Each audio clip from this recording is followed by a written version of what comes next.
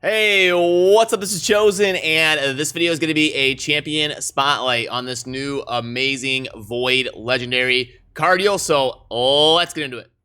Alrighty, so first of all, amazing aesthetics, absolute home run on the look, everything from the weapon to the wings to the shield. We've even got some small detail here on the shield. This translates to love is my shield. I love little Easter eggs like that, little detail on champions that bring them to life, and an amazing champion to come out around Valentine's Day to obviously have a saying on the shield that says love is my shield and be in the sacred order and kind of an archangel type champion. Now, in my opinion, this should have been the fusion. This would have been an amazing fusion event to have Cardiel as the fusion. Not that Ashelon is bad or anything. I just think this would have been a little bit more hype. But as we dive into the base stats and the kit, we've got HP of 19.6. Not bad on the HP. Now, he does scale his damage with attack, and the 1013 attack is kind of low. The multiplier on his A1 is a 4.0, so not too bad, but with that multiplier being so low, it's going to be tough to build him as a damage dealer. Then we've got a defense of 1255, pretty good for an attack champion. Speed of 106 is great, and then the crit rate, crit damage are pretty normal, and then the base resistance of 50 is pretty sturdy. He does not need any accuracy, so the 0 is totally fine. So in terms of base stats, pretty good. The only thing that really stands out is the base attack is pretty low for an attack champion. Then for the kit, we've got an A1 that attacks one enemy, heals all allies by 7.5% of their max HP. So gonna work pretty well with a high HP team. You'll get a little bit more value out of that A1 heal. Also places a true fear debuff for 1 turn if the target is a champion from the Demon Spawn, Undead Hordes, or Night Revenant, which is basically the corrupted substat. If you back out to the index, you can see here the corrupted Demon Spawn, Undead, and Night Rev. They left Dark Elves out of it for some reason, but 3 out of these 4 in terms of the champions that he's going to get a little bit of a bonus here on the A1 in terms of placing the True Fear. Then we've got the A2, which is remove all debuffs from all allies, then place a block debuffs buff and a revive on death buff on all allies for 2 turns. The revive on death cannot be removed. So it can do a lot of different functions here. Could be an immunity cleanser. It could be like a go first, remove stuff that has happened to your team, cleanse everything away, then place a block debuffs, and at least it's 2 turns, so you're getting some guaranteed value. Even if he goes first, you'll get a full rotation. When you place the block debuffs for 1 turn, that can be a little bit rough because you can waste it a lot of times, but very good that is 2 turns. And then we've also got a revive on death that cannot be removed, and this can be booked to a 3-turn cooldown, so it's going to be extremely consistent. Then we've got the A3, and this is super cool. This is what his AI is going to prioritize and do first almost always. Place a 30% increased crit rate and a 30% increased crit damage buff on all allies for 2 turns, then team up with all allies on a target enemy, and then decrease the cooldown of this skill if an enemy is killed during this attack, which is going to happen a lot of times. Anytime in the arena or in a dungeon or something, you've got all 4 or even all 5 in like faction wars or something, or a dungeon teaming up on one thing, it's probably going to die. So going to be pretty consistent value there. And this books to a 4-turn cooldown, and then pretty consistently going to be a 3-turn cooldown on that. Now, obviously in a clan boss situation or something, you would never proc that, but in a lot of situations besides that, you will. Then we got the passive here. That is going to be allies receive 20% less damage from those same factions. The Demon Spawn, the Undead, and the Night Revenant. So the 3 out of the 4 in the corrupted subset of factions. And then whenever an ally attacks, has a 15% chance to team up with them and join their attack. So he will team up and bring his A1 to the table, attack with them, and heal all allies. And then if they are of those 3 factions, he also has a chance to place the True Fear when he teams up with somebody, just getting some inherent value out of the passive here. And then also, the champion will attack with their default skill always if Sishia Flame Tongue attacks if they are on the same team. So if they're on the same field of battle and Sishia takes a turn, he will always join her, which is super cool. And I will do a quick refresher course on Sishia here in a second. Can only join an ally's attack once a turn. Cardiel will not team up on attacks if it is a counterattack, and that's pretty standard. That's just to avoid the endless counterattack loops and getting like craziness going on. So it has to be like somebody taking a turn and doing something, and then there's a chance that he will team up with them and bring his A1 to the table, as long as it's not like a counterattack. Then we've got an amazing aura here, increase ally speed in all battles by 19%. In terms of the champion that he pairs up with, Sishia Flametongue, I'm not going to spend, 3 or 4 minutes going over her whole kit, but she is definitely an amazing champion. Like, wow, did they hit a home run on the aesthetics of Cardiel and Sishia here. So Sishia is going to be kind of the opposite. She is in the demon spawn, the blaze of glory here, really has a lot of HP burn in her kit. And then in terms of what works with Cardiel from her end, it's going to be the passive that increases this champion's speed by 3 and damage inflicted by 3% for each ally under an HP burn debuff. If Cardiel's on the same team, all allies will heal by 3% of their max HP from HP burn debuffs instead of receiving damage and losing HP. So that's a new type of mechanic that we haven't really seen in terms of flipping the effect of that debuff. But now let's head on over to a Cardiel that is built on this account and talk about the gearing process with the booking and the masteries. And I do want to take a quick moment to shout out Sir Wombat here, who was kind enough to let me use the account to go over Cardiel, because obviously as a brand new Void Legendary, it's going to be almost impossible for me to acquire it quickly to get some content out there. So I really appreciate the opportunity to log on and test here for a couple hours. So here's the Cardiel that Sir Wombat had built here. We'll go over what's going on and kind of talk about everything. So as we go into the banner, we can start there. Remember, this guy doesn't need any accuracy, so a resistance banner is a very good choice for him. And remember that his ability does scale with attack. That's what's going to scale up his damage. And the multiplier is decent as a 4.0 for the A1, but his base attack is so low, and he's got so much utility in terms of the A2 and the A3, and then even the passive, teaming up, doing heals, all sorts of stuff, that I personally don't think it's a good idea to build him as some like glass cannon big damage dealer. So they obviously went that route and didn't really get any attack on him. They're mainly using him as kind of a tough support utility type champion, which I personally think is the route to go. Get him in super high resistance and lots of toughness, lots of speed maybe to crank out turns and get lots of value in terms of utility instead of dealing actual damage. So then as we move into the amulet, you're obviously going to want your best blend of defense or HP and then getting as much resistance as you can. On the ring, you're just going to want to get as much defense and HP as you can. Any attack you get is a bonus. The boots are going to be speed almost always, and then most of the times on the gear, you're going to want resistance if you can get it with your best blend of toughness and speed to go along with it. So for the chest plate, you can probably go either HP or defense, whichever one kind of makes the most sense. But remember, his heal is going to do a little bit more if you get high HP, but he'll take a little bit less damage if you get the defense. So, I mean, if you've got an amazing chest of either one, you can probably go in either direction. And then probably take the other effect, whichever, maybe the gloves and the chest, maybe get one of each, like defense and HP. But you can totally stack. I would try to get at least 1 HP because he does heal based off of that. But if you want to go like both HP or 1 defense and 1 HP, you've got some options there and it should be viable. For the top ones,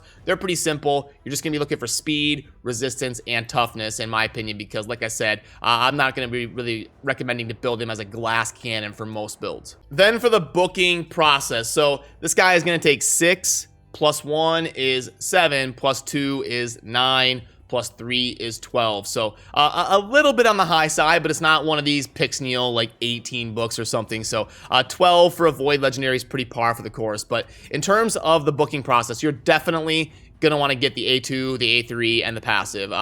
He's worth it. He's a pretty cool champion. If you're going to be using him a lot, he's worth the books. If you can save a book or 2 on the A1, maybe go for it. Like I said, he's not a massive damage dealer, so getting these last 2 skills on the A1 is not super paramount in my opinion. The 10% heal is nice, but if you're really trying to do the budget version, if you get lucky, if you get good RNG and land your books, I would maybe save 1 or 2 on the A1 if it's there, but make sure you get the A2, the A3, and the passive.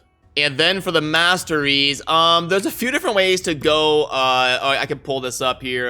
They went the War Master route and kind of the standard offense tech tree for somebody that doesn't have a triple hitter or a 4 hitter or something on the A1, which is fine for like faction wars and dungeons and probably farming in lower tiers of the arena if you've got a good team around it and stuff. But I personally would probably build Cardiel more down the utility route, especially if I want to use him in PvP.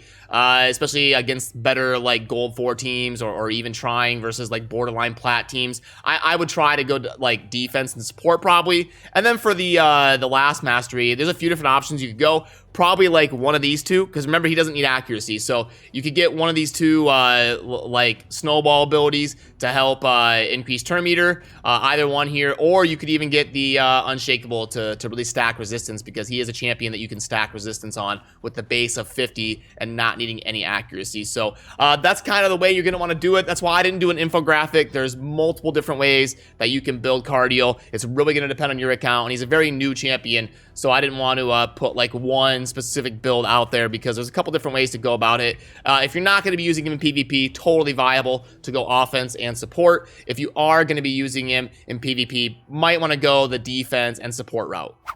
Then in terms of showing him in battle, first of all, amazing animations. You'll see in game, he looks super cool in battle. They've got their account really built towards farming gold 4 with a speed team and kind of going first and nuking things down. With an artifact enhancement event going on and them only sitting at 10 million, I didn't want to get crazy building them like a whole new arena team, but I will describe the team that I would build around Cardiel if I was on my account and wanted to invest the silver in it.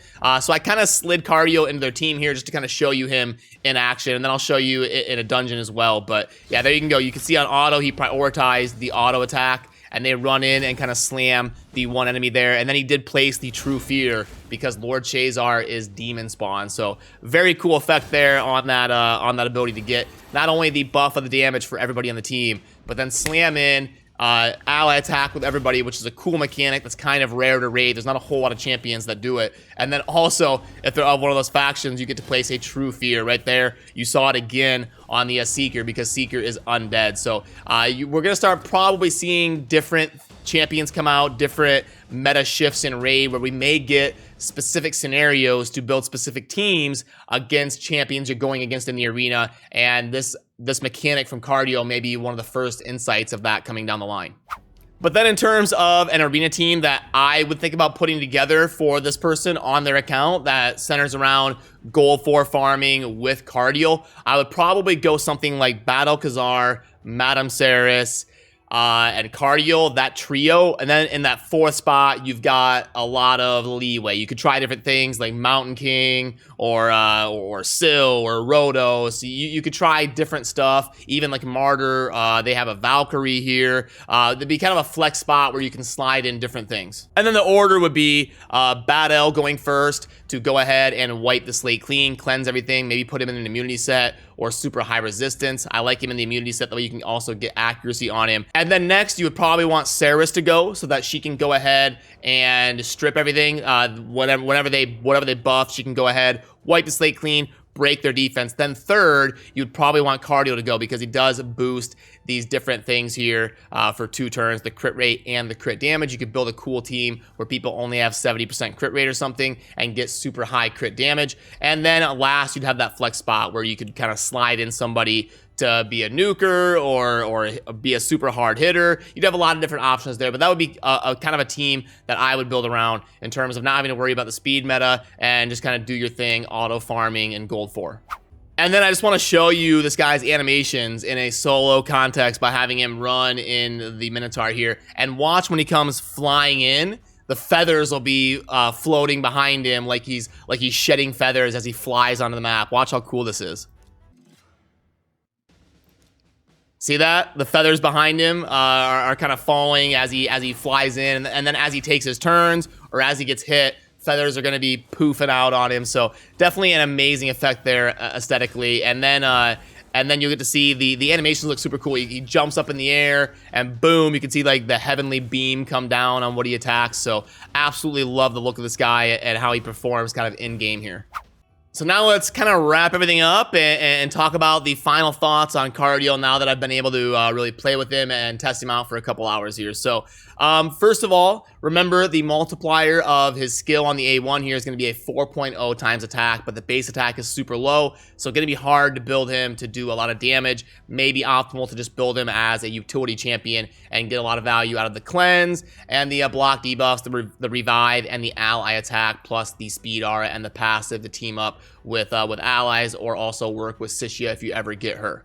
And in terms of final thoughts, I think he should have been the fusion for Valentine's Day. I mean, he's got Love Is My Shield on the shield aesthetically here, and he's a Void legendary, and he's got a fun kit, but not like a broken, ridiculous. He's not like a Siffy, or he's not even like a Torment in terms of shifting the meta or something, being released as a fusion. So I think it would have been super cool to have this guy as the fusion. In my opinion, that would have been a little bit more of a hype up event for the player base. And in terms of where I think he'll be good, I think he'll be kind of a general utility champion. He's got a lot going on here with the kit. He'll be okay in the clan boss. He can be built as a stun blocker with the 3-turn cooldown of the block debuffs that last for 2 turns. And he can boost your team's damage, but he'll never get the cooldown. He'll never get this to a 3-turn cooldown, so it won't be super reliable, but he will get some extra crit rate to allow you to build for crit damage instead. And then he'll also increase the crit damage and team up, which can be super strong in the clan boss. We're seeing some ally attack teams come through and do some pretty good damage. And then the A1 will be helping you sustain a little bit on a more standard style, non-unkillable clan boss team. So I mean, he could be all right in the right situation there, but he'll be just basically good in like Golem and Dragon, and then maybe Spider and Fire Knight, not so much. He's just gonna kind of be like decent there. So yeah, I don't know. I think they did a pretty good job. I would give this like obviously an A+ aesthetically, and then like an A in terms of champion design. I think they got it right. He's got the speed aura to boot to help you out in the Doom Tower and get some guaranteed value. And even if you get him as a new player, that would really help you in terms of progressing your account. And he's Void, so I think he fits the bill in terms of being a cool new addition to the Void legendary shard pool. So I would love to know what you think down in the comments. I always enjoy reading your insights as well. So that's gonna do it for this one. As always, thank you for watching. Have a good rest of your day. Peace.